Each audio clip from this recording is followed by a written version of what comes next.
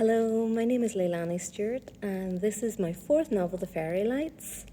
This is book 2 in my Belfast Ghosts Series, along with book 1 on the shelf behind me, The Blue Man. Like The Blue Man, this is a ghost horror set in Belfast, but this one is a yuletide horror, which gets quite strange and surreal. So just going to read to you the back cover blurb and a short extract from page 3.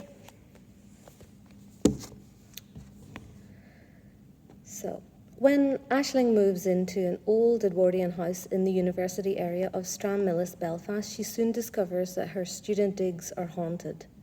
The house, bought by her grandfather decades ago, is also home to a spirit known by the nickname Jimbo.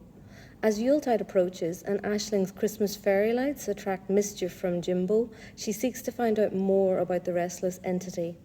With the help of a local psychic and friends from her History with Irish course, Aisling uncovers dark, buried truths. What is the connection with Friar's Bush graveyard just around the corner? What does Jimbo's dusty book of the Oak King and the Holly King, hidden in the attic, have to reveal? What will Aisling's journey into the darkness of the spirit world reveal about Jimbo and herself?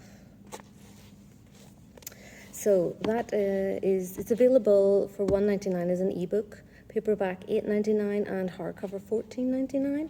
And I'll just read you one more quick little extract from page 3. This is chapter 1.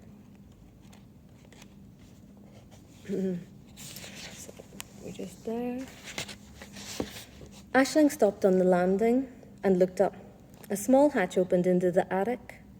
It measured maybe 12 by 18 inches, narrow, but enough for a person to fit through. What if a person was living up there and sneaking about the house when she was out?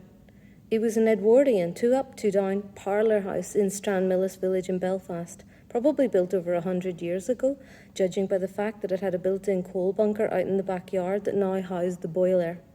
It had a shed too, a built-in brickwork compartment next to the coal bunker that was covered with a corrugated iron roof.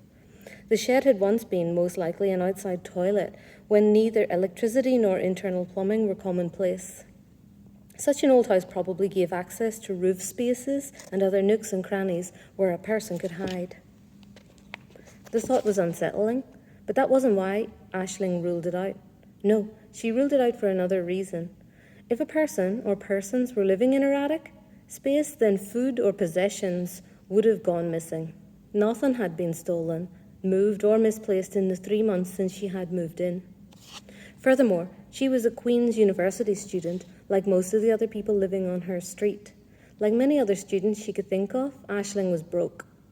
What good would it do for a person to live in the roof space above an undergraduate History with Irish student with more debt than money to their name?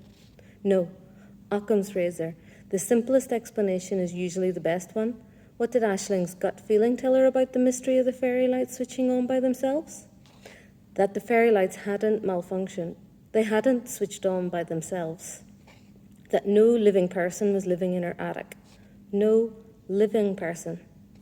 Aware of the chill still lingering around her shoulders, Aisling hunched them close to herself and rubbed her arms for warmth as she glanced over the banister at the fairy lights, shining benignly at her. If only they could speak to her, to tell her in their own words what had happened, who or what had switched them on. Thank you for listening.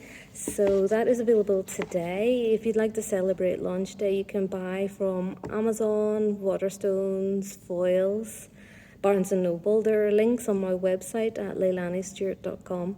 Thank you for listening. Bye.